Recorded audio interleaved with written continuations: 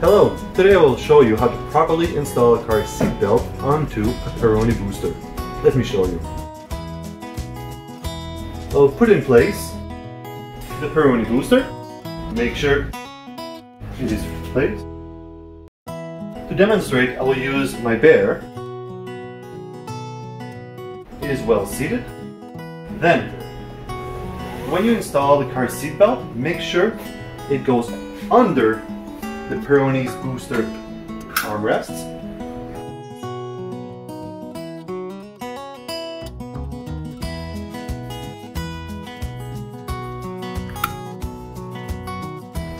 Buckled up and is tight and firm.